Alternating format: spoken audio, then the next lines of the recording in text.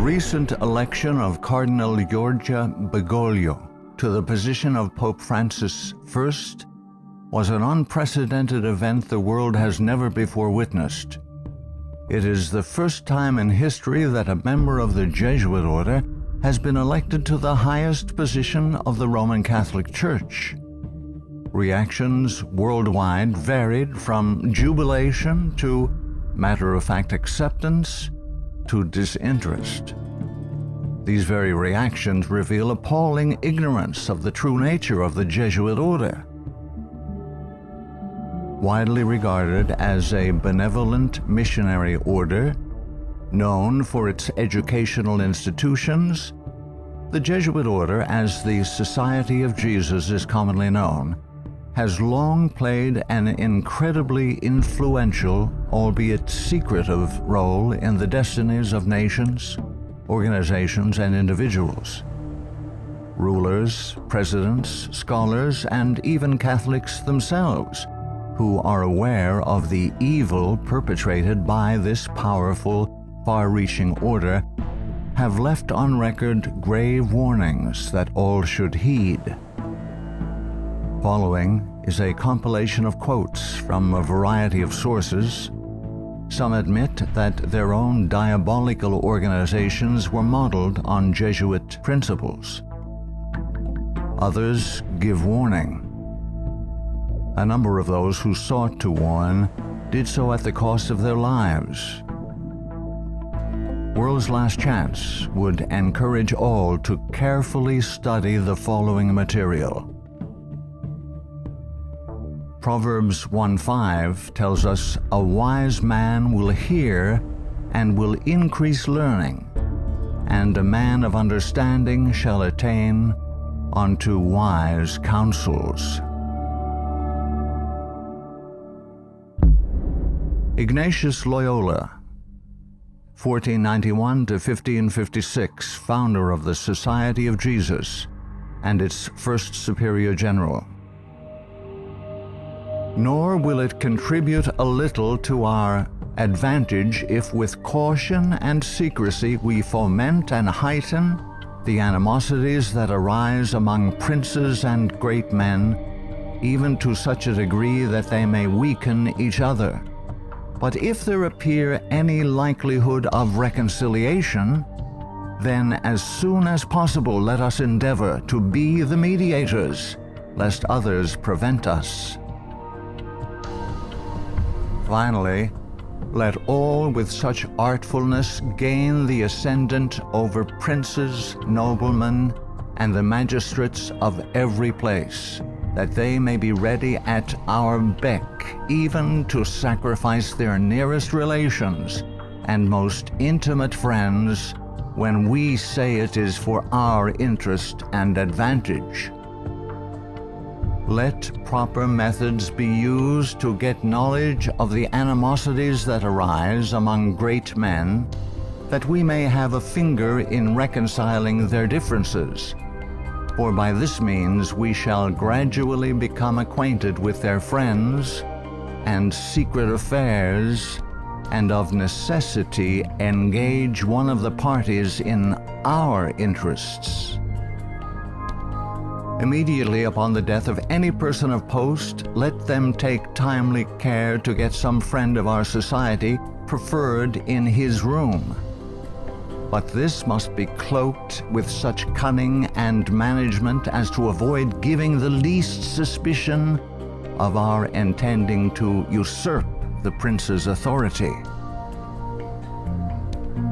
Putting aside all private judgment, we should always be ready to accept this principle: I will believe that the white I see is black, if the hierarchical church so defines it.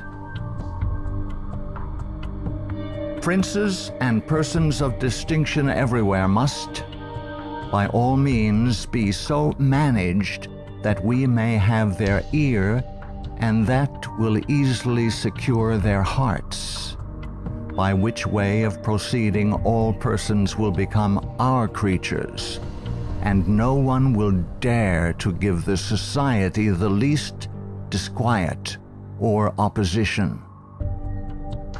Finally, the society must endeavor to effect this at least, that having gotten the favor and authority of princes, those who do not love them at least fear them. Paolo Sarpi, 1552 to 1623, a Venetian patriot, scholar, scientist, and church reformer. They are a public plague and the plague of the world. From the Jesuit colleges there never is sent a pupil obedient to his father, devoted to his country, loyal to his prince. Every species of vice finds its patronage in them. There is no perjury, nor sacrilege, nor parricide, nor incest, nor rapine, nor fraud, nor treason, which cannot be masked as meritorious beneath the mantle of their dispensation. Muccio Vitelleschi, 1562 to 1645, 6th Superior General of the Society of Jesus. When sovereigns require a Jesuit's opinion on any subject, the Jesuit in question is to report the matter to his superior, who is to lay it before several Jesuits for discussion. The resolution formed after this consultation is supplied to the Jesuit, who has been consulted by the sovereign. Priest Antoine Arnaud, 1612 to 1694. Do you wish to excite troubles, to provoke revolution, to produce the total ruin of your country? Call in the Jesuits and build magnificent colleges for these hot-headed religionists.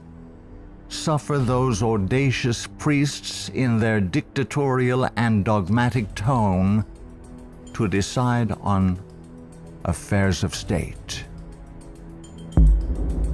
Michelangelo Tamburini, 1648 to 1730, 14th Superior General of the Society of Jesus. See, sir, from this chamber I govern not only to Paris, but to China, not only to China, but to all the world, without anyone to know how I do it. Pope Clement XIV, 1705 to 1774. Following are Pope Clement XIV's words upon signing the bull of suppression and extinction of the Jesuits. A bull is the strongest legal document a pope can issue. The suppression is accomplished. I do not repent of it, having only resolved on it after examining and weighing everything, and because I thought it necessary for the Church. If it were not done, I would do it now. But this suppression will be my death. Pope Clement XIV knew the Jesuits very well and expected to die at their hands. He was correct. He was poisoned. A peasant woman was persuaded by means of a disguise to procure entrance into the Vatican and offered to the Pope a fig in which poison was concealed.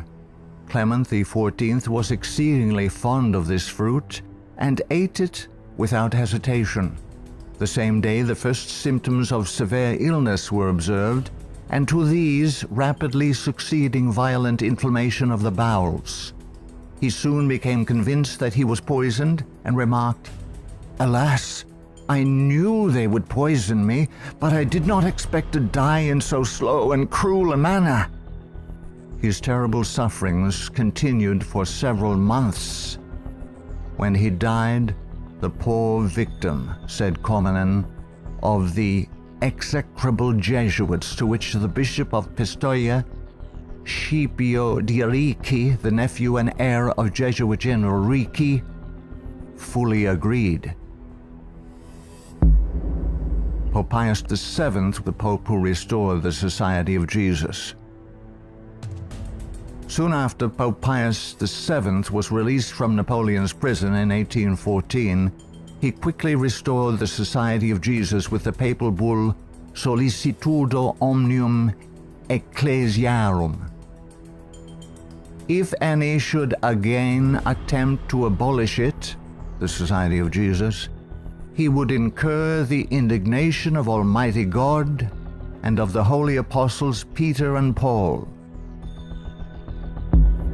John Adams, 1735–1826, second President of the United States of America.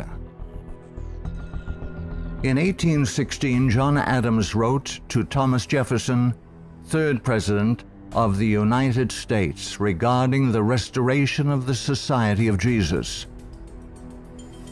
My history of the Jesuits is not eloquently written, but it is supported by unquestionable authorities, is very particular and very horrible. Their restoration is indeed a step toward darkness, cruelty, perfidy, despotism, death.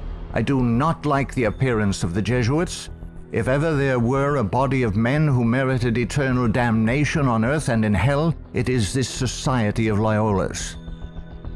Shall we not have regular swarms of them here, in as many disguises as only a king of the gypsies can assume, dressed as painters, publishers, writers, and schoolmasters? If ever there was a body of men who merited eternal damnation on earth and in hell, it is this Society of Loyolas. We are compelled by our system to offer them asylum. Napoleon Bonaparte, 1769–1821, Emperor of the French. The Jesuits are a military organization, not a religious order. Their chief is a general of an army, not the mere father abbot of a monastery.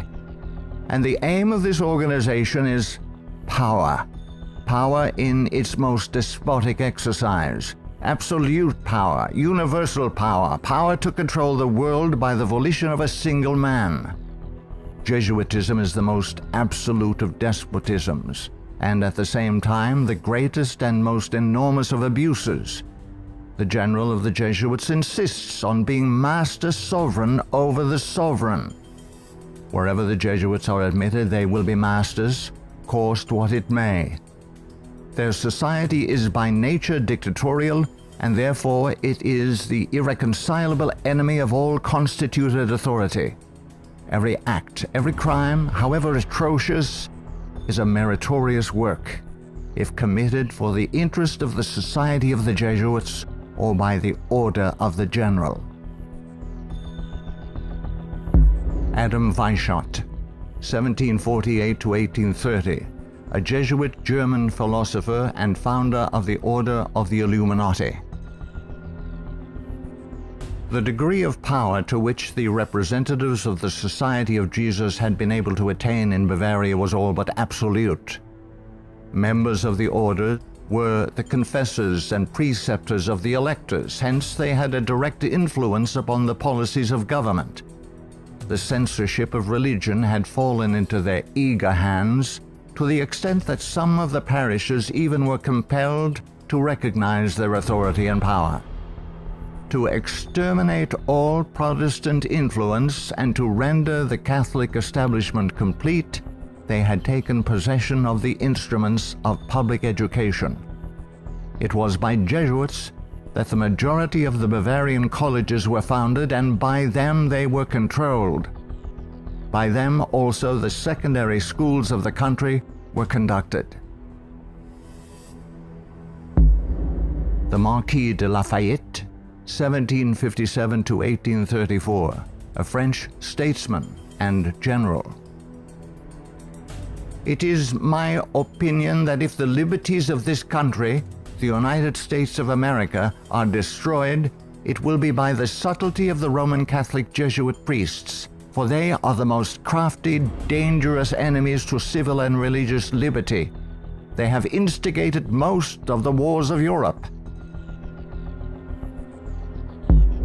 Friedrich von Hardenberg, 1772–1801, German philosopher. Never before in the course of the world's history had such a society, that is, the Jesuit order, appeared. The old Roman Senate itself did not lay schemes for world domination with greater certainty of success. André-Marie Jean-Jacques Dupin, 1783 to 1865, a French statesman. The Jesuits are a naked sword whose hilt is at Rome, but its blade is everywhere, invisible until its stroke is felt. Samuel Morse, 1791 to 1872, American inventor of the telegraph. They are Jesuits. This society of men, after exerting their tyranny for upwards of 200 years, at length became so formidable to the world, threatening the entire subversion of all social order, that even the Pope, whose devoted subjects they are and must be by the vow of their society, was compelled to dissolve them.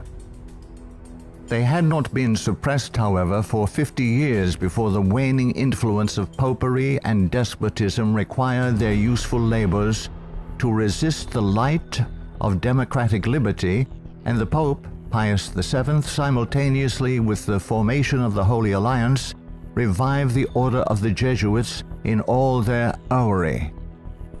From their vow of unqualified submission to the sovereign pontiff, they have been appropriately called the Pope's bodyguard. And do Americans need to be told what Jesuits are? They are a secret society, a sort of Masonic order, with super-added features of revolting odiousness, and 1,000 times more dangerous. They are not merely priests or of one religious creed. They are merchants and lawyers and editors and men of any profession having no outward badge in this country by which to be recognized. They are about in all your society. They can assume any character, that of angels of light or ministers of darkness, to accomplish their one great end, the service upon which they are sent. Whatever that service may be, they are all educated men, prepared and sworn to start at any moment and in any direction, and for any service, commanded by the general of their order, bound to no family, community, or country by the ordinary ties which bind men, and sold for life to the cause of the Roman pontiff. And who are these agents? They are for the most part Jesuits, an ecclesiastical order proverbial through the world for cunning, duplicity, and total want of moral principle, an order so skilled in all the arts of deception that even in Catholic countries, in Italy itself, it became intolerable and the people required its suppression. Orestes Augustus Brownson, 1803 to 1876, New England intellectual and activist, preacher, labor organizer, and noted Catholic convert and writer. Undoubtedly, it is the intention of the Pope to possess this country, America. In this intention, he is aided by the Jesuits and all the Catholic prelates and priests. If the Catholic Church becomes predominant here, Protestants will all be exterminated. Abraham Lincoln, 1809 to 1865, 16th President of the United States of America. This war, the American Civil War, 1860 to 1865, would never have been possible without the sinister influence of the Jesuits. We owe it to popery that we now see our land reddened with the blood of her noblest sons. Though there were great differences of opinion between the South and North on the question of slavery, neither Jeff Davis nor any one of the leading men of the Confederacy would have dared to attack the North had they not relied on the promise of the Jesuits that under the mask of democracy, the money, and the arms of the Roman Catholics, even the arms of France, were at their disposal if they would attack us. The Protestants of both the North and South would surely unite to exterminate the priests and the Jesuits if they could learn how the priests and nuns and the monks which daily land on our shores under the pretext of preaching their religion are nothing else but the emissaries of the Pope, of Napoleon III, and the other despots of Europe to undermine our institutions, alienate the hearts of our people from our Constitution and our laws, destroy our schools, and prepare a reign of anarchy here as they have done in Ireland, in Mexico, in Spain, and wherever there are any people who want to be free. I am so glad to meet you again, he said. You'll see that your friends the Jesuits have not yet killed me, but they would have surely done it when I passed through the most devoted city, Baltimore, had I not defeated their plans by passing incognito a few hours before they expected me. New projects of assassination are detected almost every day, accompanied with such savage circumstances that they bring to my memory the massacre of St. Bartholomew and the gunpowder plot. We feel, at their investigation, that they come from the same masters in the art of murder, the Jesuits. So many plots have already been made against my life that it is a real miracle that they have all failed when we consider that the great majority of them were in the hands of skillful Roman Catholic murderers evidently trained by the Jesuits. I know that Jesuits never forget nor forsake, but man must not care how and where he dies, provided he dies at the post of honor and duty. Charles Chineke, 1809 to 1899, Canadian ex-Catholic priest. From that the Catholic priests with the most admirable ability and success have gathered their Irish legions into the great cities of the United States, and the American people must be very blind indeed if they do not see that if they do nothing to prevent it, the day is very near when the Jesuits will rule their country, from the magnificent White House at Washington to the humblest civil and military department of this vast republic. Brigadier General Thomas M. Harris, 1817 to 1906, physician and Union General during the Civil War. The organization of the Roman Catholic hierarchy is a complete military despotism of which the Pope is the ostensible head. The Black Pope is the head of the Order of the Jesuits and is called a general. He not only has command of his own order, but directs and controls the general policy of the Roman Catholic Church. He is the power behind the throne and is the real potential head of the hierarchy. There is no independence of thought or of action in its subordinate parts, implicit and unquestioning obedience to the orders of superiors in authority is the sworn duty of the priesthood of every grade. It would seem that the Jesuits had had it in mind from the beginning of the war, the American Civil War of 1861 to 1865, to find an occasion for the taking off, that is the assassination, of Mr. Abraham Lincoln. The favorite policy of the Jesuits is that of assassination. Fyodor Dostoevsky, 1821 to 1881, famous Russian novelist.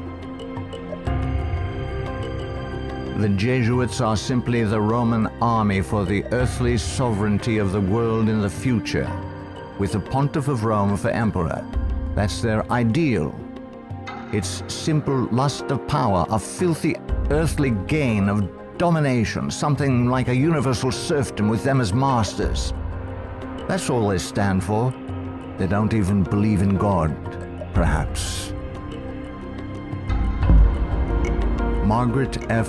Cusick, 1829 to 1899, converted nun of Kenmare. The great idea of the Jesuit has always been a universal spiritual and temporal monarchy in which the Jesuit should reign supreme. England has always been the place desired for the base of operations necessary for this end. Hence the blood, the tears shed, and the schemes undertaken in this country by the Jesuit. He has by no means ended his efforts for the subjugation of the world to Rome through England. When the Jesuit is expelled from one place, he is not slow to find another. France may reject him, not without cause, but England opens her arms to him. Catholic Italy may deprive him of the glories of his once famous home in the Jesuit, but America opens her doors to him. He is the wandering Jew of the Romish Church. He is followed by the execrations of those by whom he was once beloved until they discovered his iniquities. Charles Haydn Spurgeon, 1834 to 1892, British, particular Baptist preacher known as the Prince of Preachers. Our ancient enemies have small belief in our common sense if they imagine that we shall ever be able to trust them, after having so often beheld the depths of Jesuitical cunning and duplicity. The sooner we let certain archbishops and cardinals know that we are aware of their designs and will in nothing cooperate with them, the better for us and our country.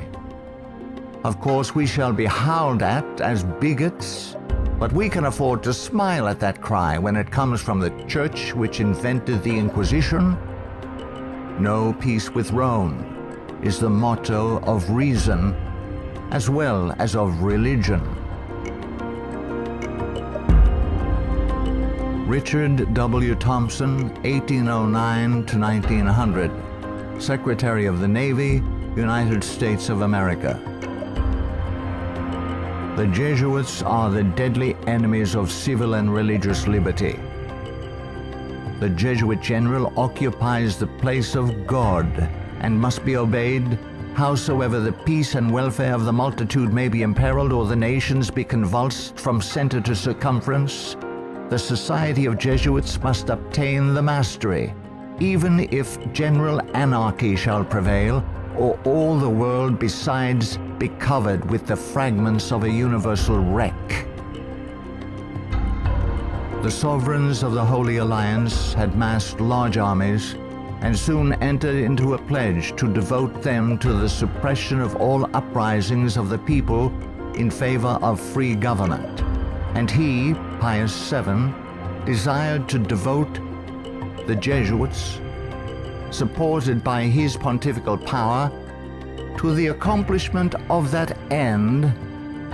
He knew how faithfully they would apply themselves to that work, and hence he counseled them in his decree of restoration to strictly observe the useful advices and salutary counsels whereby Loyola had made absolution the cornerstone of the society.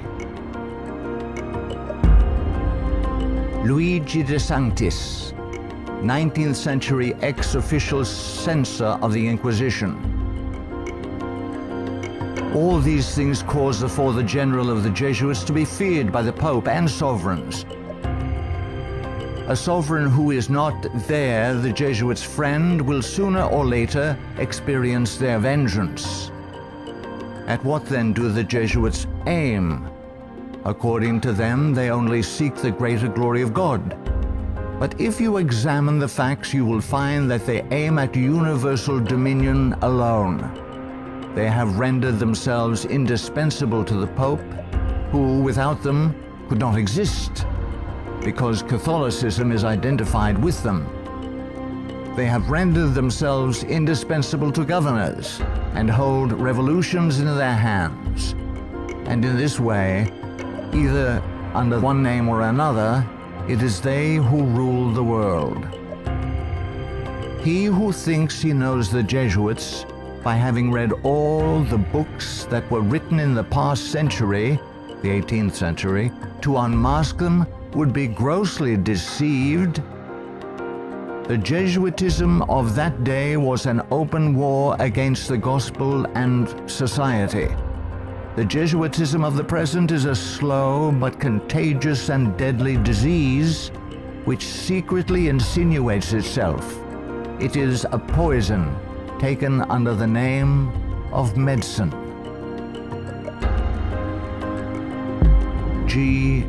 B. Nicolini, Italian ex-Catholic, in 1854 published the finest Italian history of the Jesuits in existence. Take the Jesuit for what he ought or appears to be, and you commit the greatest of blunders. Draw the character after what the Jesuit seems to be in London, you will not recognize your portrait in the Jesuit of Rome. The Jesuit is the man of circumstances. Despotic in Spain, constitutional in England, republican in Paraguay, bigot in Rome, idolater in India. He shall assume and act out in his own person, with admirable flexibility, all those different features by which men are usually to be distinguished from each other. He will accompany the gay women of the world to the theater and will share in the excesses of the debauchee. With solemn countenance he will take his place by the side of the religious man at church, and he will revel in the tavern with the glutton and the sot. He dresses in all garbs, speaks all languages, knows all customs, is present everywhere, though nowhere recognized, and all this, it should seem, O monstrous blasphemy, for the greater glory of God, ad majorem Dei gloriam. The members of the society are divided into 4 classes: the professed, coadjutors, scholars, and novices. There is also a secret 5th class, known only to the general and a few faithful Jesuits, which perhaps more than any other contributes to the dreaded and mysterious power of the order. It is composed of laymen of all ranks, from the minister to the humble shoeboy. These are affiliated to the society, but not bound by any vows. They are persons who will make themselves useful. They act as the spies of the order, and serve, often unwittingly, as the tools and accomplices in dark and mysterious crimes. The Jesuit Father Francis Pellico candidly confesses that the many and illustrious friends of the society remain occult and obliged to be silent. There is no record in history of an association whose organization has stood for 300 years unchanged and unaltered by all the assaults of men and time, and which has exercised such an immense influence over the destinies of mankind. The ends justify the means is his favorite maxim, and as his only end, as we have shown, is the order, at its bidding, the Jesuit is ready to commit any crime whatsoever. The immense wealth of the Jesuits has been bequeathed to them by wills made at the last hour. Francis Parkman, 1823 to 1893, American historian. The Jesuits, then as now, were the most forcible exponents of ultramontane principles. The Church to rule the world, the Pope to rule the Church, the Jesuits to rule the Pope. Such was and is the simple program of the Order of Jesus, and to it they have held fast, except on a few rare occasions of misunderstanding with the vice-regent of Christ. Hector Macpherson, 1851 to 1924, prolific Scottish writer and journalist. So hurtful was the Jesuit order found to be that up to 1860 it was expelled no fewer than 70 times from countries which had suffered from its machinations. In spite of continental warnings, England under Queen Victoria 1837 to 1901, who opened up communication with the Vatican in 1877 and enabled the order to carry out its Second Irish Massacre 1845 to 1850, has become a Jesuit dumping ground. Those whom other countries have found from sad experience to be enemies, Britain allows to land on her shores and to carry on, unmolested, their work of iniquity. We are carrying toleration to excess, and unless there is a change of policy, this nation will one day pay a heavy penalty. For the Jeremy J. Crowley, 1861 to 1927, American ex-Catholic priest. All through the Middle Ages and the Renaissance period, the popes kept Italy in turmoil and bloodshed for their own family and territorial advantages, and they kept all Europe in turmoil for 2 centuries after the Reformation, in fact, just as long as they could in the wars of religion. Their whole policy is based on stirring up hatred and promoting conflicts from which they hope to draw worldly advantage. Popes and their Jesuitical agents have been and are the instigators of wars, and while the world is having real pain, Rome is having champagne. The Jesuit Superior General is at the head of this black and mute militia which thinks, wills, acts, obeys as the passive instrument of his designs. Their whole life must have but one aim, the advancement of the Jesuit order to which they are attached.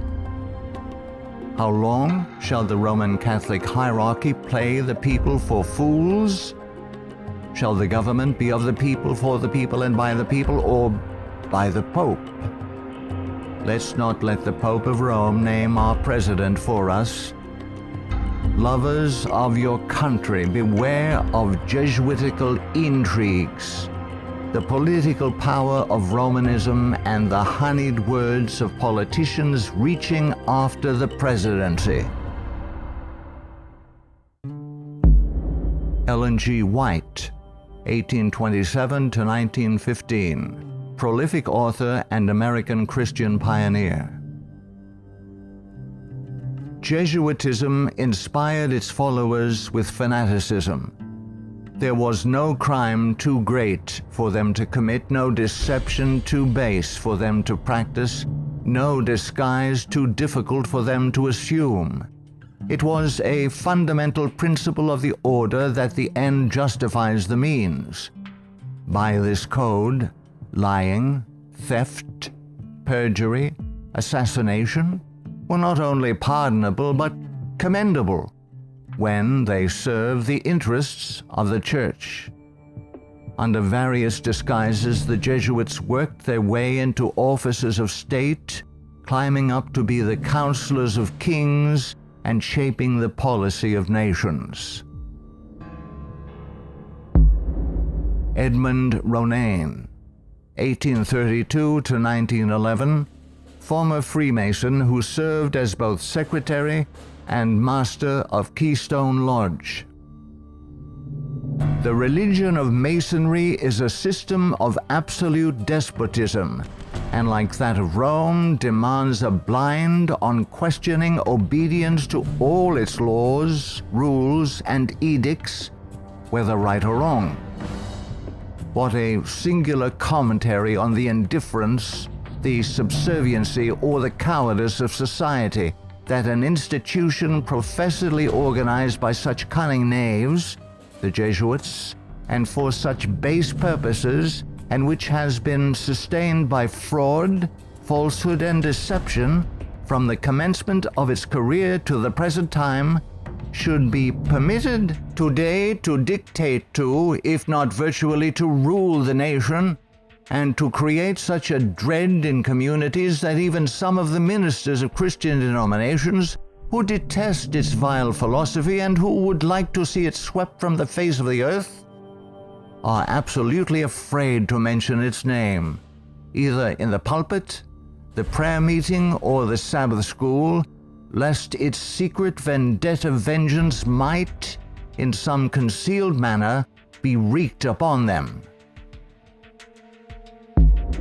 Adolf Hitler, 1889 to 1945, Austrian-born German politician and the leader of the Nazi Party. I have learned most of all from the Jesuit order. So far, there has been nothing more imposing on earth than the hierarchical organization of the Catholic Church. A good part of that organization I have transported direct to my own party. The Catholic Church must be held up as an example. I will tell you a secret. I am founding an order. In Himmler, I see our Ignatius de Loyola. Walter Friedrich Schellenberg, 1910 to 1952, German SS Brigadier Führer, who rose through the ranks of the SS to become the head of foreign intelligence. The SS had been organized by Himmler according to the principles of the Jesuit order. The rules of service and spiritual exercises prescribed by Ignatius de Loyola constituted a model which Himmler strove carefully to copy. Absolute obedience was the supreme rule. Every order had to be executed without comment. Avro Manhattan, 1914 to 1990, a writer and philosopher. The Jesuits are one of the largest stockholders in the American Steel Company, Republic, and National. They are also among the most important owners of the four greatest aircraft manufacturing companies in the U.S., Boeing, Lockheed, Douglas, and Curtiss-Wright.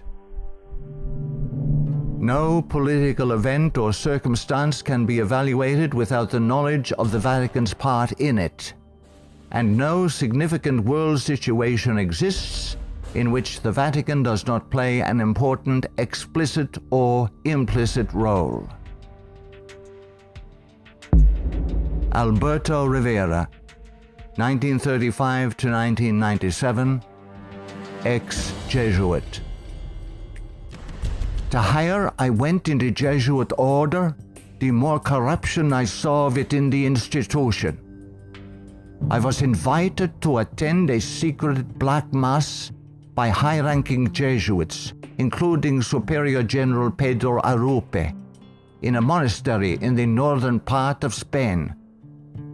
When I knelt to kiss the ring of a high official, I saw a symbol on that ring that made my blood run cold. It was a Masonic symbol, the compass and the square.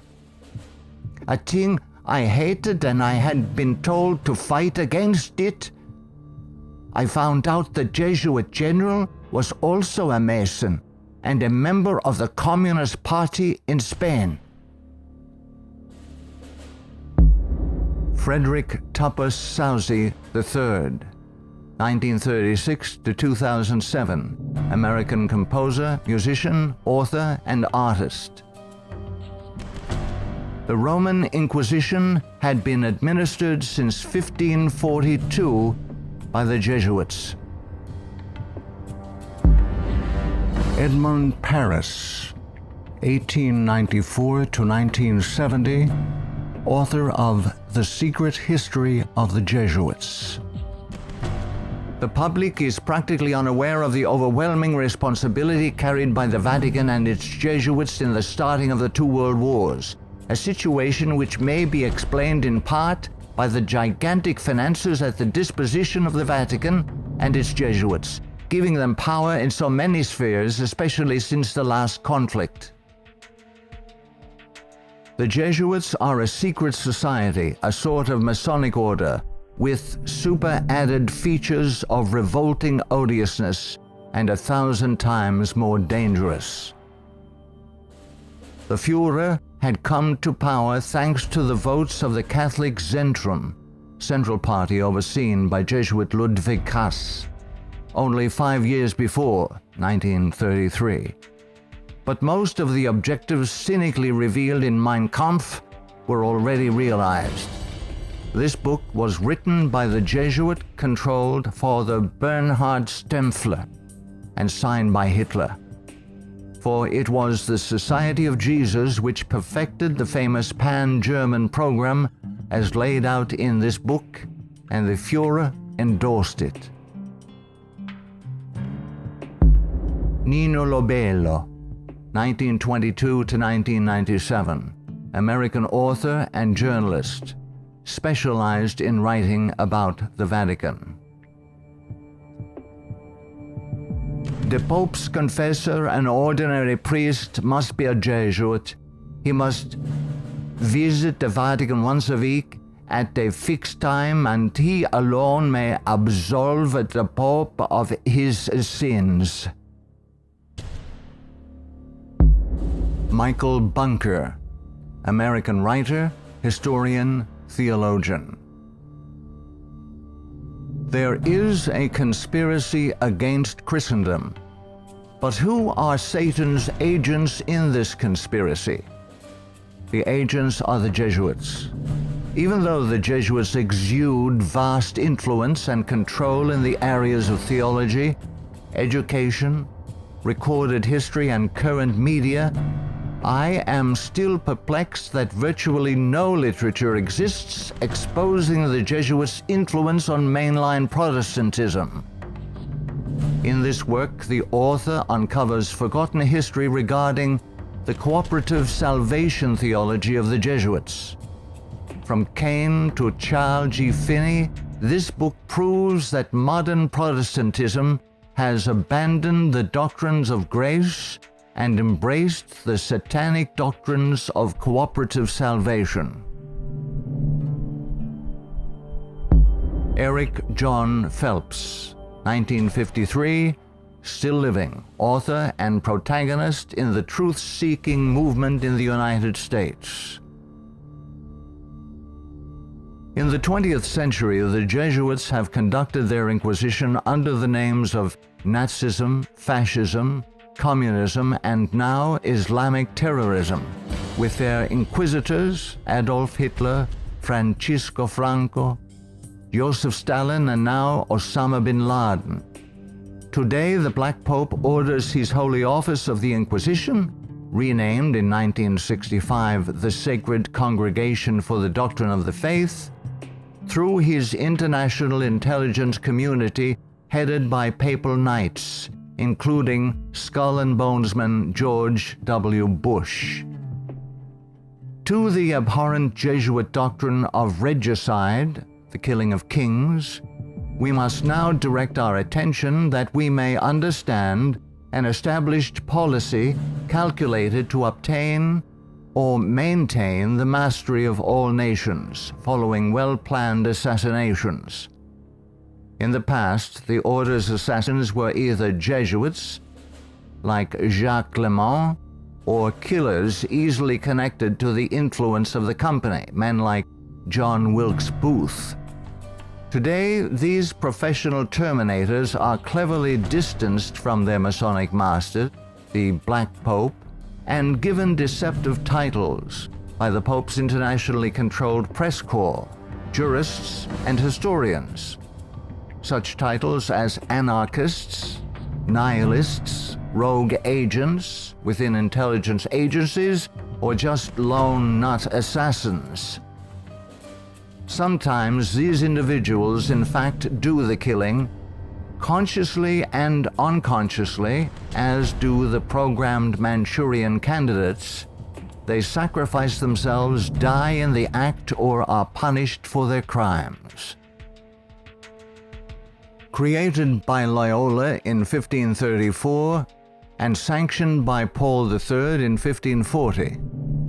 In seeking to destroy the Protestant Reformation and restore the Dark Ages with the White Pope, exercising his temporal power as the universal monarch of the world, authored the 25 sessions of the Council of Trent, 1545 to 1563, and established themselves as the confessors and advisors of the monarchs of Europe, promoting absolute monarchical despotisms through which they ignited monstrous wars characterized by pitiless massacres of Protestants and innocents, such as the Dutch Revolution, 1568 to 1648, the 30 Years' War, 1618 to 1648, the Puritan Revolution, 1644 to 1653, the 7 Years, French Indian War, 1754 to 1763.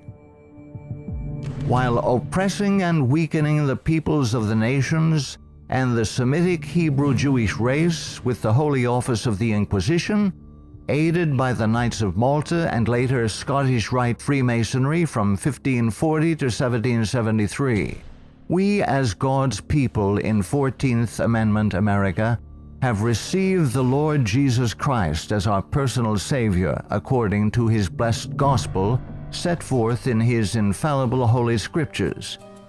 The Authorized King James Version of 1611, must repent of our personal and national sins. Then we must forsake them. Some of those sins are: 1. Permitting the army of the Black Pope, the company of the Society of Jesus, to exist, mightily prosper, and absolutely control the government of the United States through its Council on Foreign Relations within our borders. 2. Believing the Jesuit-controlled American press, which has continually lied and deceived us throughout the 20th century. 3. Permitting the Jesuits' Federal Reserve banking system and United Nations to exist within our borders, as these two bodies have successfully destroyed popular liberty, liberalism, and the national sovereignty of every nation in the world pursuant to the purposes of the Jesuits' Holy Alliance. 4. Waiving our Fourth and Fifth Amendment rights secured by the declaratory and restrictive clauses of the Bill of Rights at the insistence of the Baptists of Virginia, and so dearly paid for with torrents of blood by our Protestant forefathers, through filing our confessions every April 15th, paying the heavy and progressive communist income tax, thereby financing a multitude of sins. 5. Permitting the drafting, vaccinating, and sending of our sons abroad to fight the Pope's foreign wars, such as the war in Vietnam and the recent wars in Serbia, Iraq, and now Afghanistan, resulting in the further destruction of American liberals and foreign heretics so condemned by the Jesuits' Council of Trent. 6. Permitting the Jesuits in control of the government of the American Empire to use our military and financial might to enthrone dictators around the world whose first allegiance is to Rome, thereby restoring the temporal power of the Jesuits, infallible Pope, returning the world to the Dark Ages. 7. Consenting to the Jesuits' Supreme Court decisions in removing the Protestant Bible and prayer from the bulwark of American liberty so hated by the Jesuits, the public school system. 8.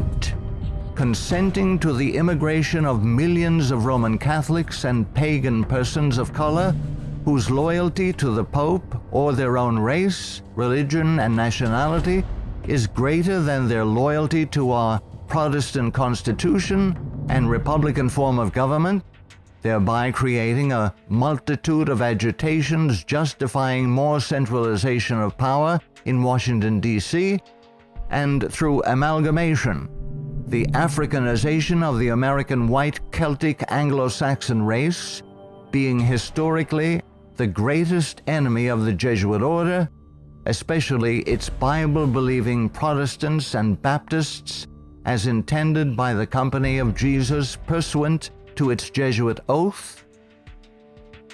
9. Consenting to the Jesuit Supreme Court's several decisions of forced integration, resulting in the destruction of both the white and black races through amalgamation, as the exchange of viruses, bacteria, and parasites, unique to each race, creates powerful combinations in the offspring, producing a non-resistant, weak, and sterile population within 5 generations. 10.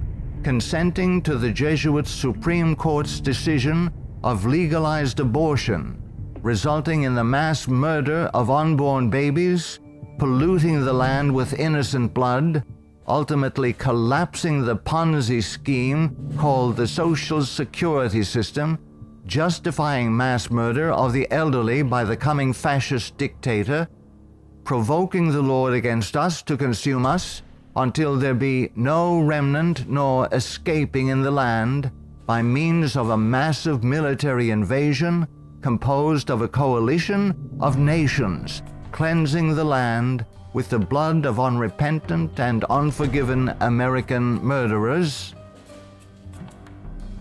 11. Succumbing to race hatred as a result of Jesuit-controlled Masonic agitators such as the White Knights of the Ku Klux Klan and the Black Nation of Islam, justifying the imposition of martial law when the inner-city race wars begin. 12. Sheepishly giving up our real wealth, gold and silver coins in exchange for indulgences, the Jesuits' worthless paper money called Federal Reserve notes, and thereby becoming a nation of overworked, unprincipled, money-hungry thieves. 13. Consenting to the cattle brand of the Jesuits' Social Security number as a means of identification to be used by their international intelligence community, begun by Hitler's SS at Dachau, it being the forerunner of. 14. Obeying the evil 1968 gun law of Nazi origin and thereby, upon purchasing new firearms, blindly registering our guns, our swords of just defense, enabling the coming Jesuit-controlled white fascist military dictator to ultimately take them from us, making our annihilation sure pursuant to the Council of Trent. 15. Committing a multitude of personal sins, both public and private, ensuring that our annihilation will be a righteous act in the eyes of both the risen Son of God and mortal man. Far from being the benevolent educational missionary society many view the Society of Jesus as being, the Jesuit order is responsible for some of the most heinous acts in recorded history. They have battled truth and righteousness, crushed religious liberty, influenced kings, and sought to mold the course of history to carry out their own agenda. Now that the visible head of the Roman Catholic Church is himself a member of this order, the power of the Jesuit order is complete. Let all who love truth, all who love freedom, take heed and beware of the danger now facing the world in the person of Pope Francis I. Error and wickedness will ever seek to use force against truth and righteousness. Now is the time to draw close to Yahuwah, setting aside the sin that doth so easily beset, and surrender all to the Creator. He will accept all who come to him in faith. A prudent man foreseeth the evil, and hideth himself, but the simple pass on and are punished.